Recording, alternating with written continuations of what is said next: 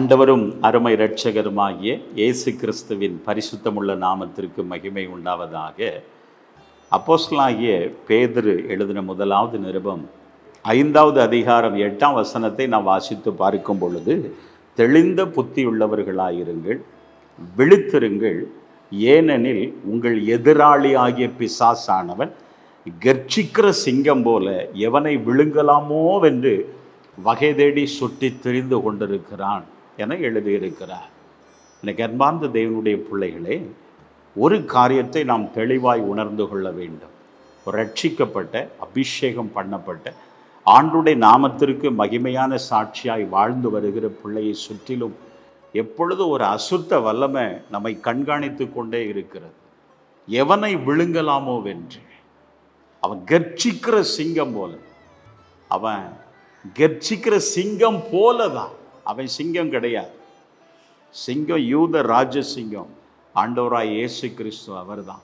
சிங்கம் கர்ச்சிக்கிறது, யார் பயப்படாதிருப்பாங்க அப்படின்னு ஆமோஸ் தீர்க்கதரிசியின் புஸ்தகத்தில் நம்ம வாசிக்கணும். அப்போ நம்மை பயமுறுத்துகிற காரியங்களை பிசாசு நம்முடைய வாழ்க்கையில கொண்டு வந்து நம்முடைய ஜெப வாழ்க்கையை, விசுவாச வாழ்க்கையை, ஆவிக்குரிய வாழ்க்கையை பலவீனப்படுத்துவதற்கு ஏதுவான காரியத்தை கொண்டு வருவார்.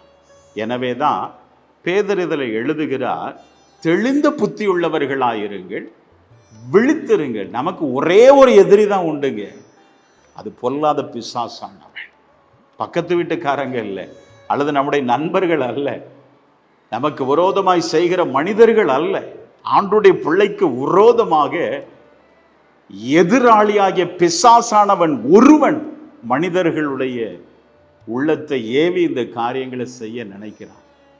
ஒரு தகப்பனார், நல்ல அமெரிக்க தேசத்தில் நல்ல ஆண்டவருக்குள்ள விசுவாசமுள்ள ஒரு தகப்பனார், தேவனோடு நல்ல தொடர்புடைய ஒரு தகப்பனார், அவருக்கு பிறந்த தன்னுடைய குமாரன் ஒரு பாவத்தில், அதாவது ஒரு தவறான ஒரு முடிவெடுத்து, ஒரு ஆணும் அந்த மகனும் இன்னொரு ஆணும் திருமணம் செய்வதற்கு ஏற்ற ஒரு சூழல் வந்து தன்னுடைய தகப்பனாரிடத்தில் இந்த காரியத்தை தெரிவித்த பொழுது அவர் கடிந்து கொண்டார். இது பைபிள் படி தப்பு, இந்த காரியத்தை செய்யக்கூடாது, இது பாவமான ஒரு காரியம். எவ்வளவோ ஆலோசனைகளை கொடுத்தார், இந்த மகன் கேட்கவே இல்லை. இஷ்டம் போல அவன் தன்னுடைய காரியத்தை செய்கிறதில் அவன் உறுதியாக இருந்தான். இது தகப்பனார், உன்னால் முடிந்தா அந்த காரியத்தை நீ செய்துக்கோப்பா அப்படின்னு சொல்ற. ஏன்னா அவருடைய உள்ளத்தில் ஒரு நம்பிக்கை இருந்துச்சுங்க. தெளிந்த புத்தி உள்ளவர்களாயிருங்கள், விழித்திருங்கள். அவருக்கு விரோதி, தன்னுடைய பையனை அவர் விரோதியா நினைக்கல. ஒரு விரோதி இருக்கிறான், எதிராளி இருக்கிறான், பிசாசு என் பிள்ளையை வஞ்சிக்க நினைக்கிறான்.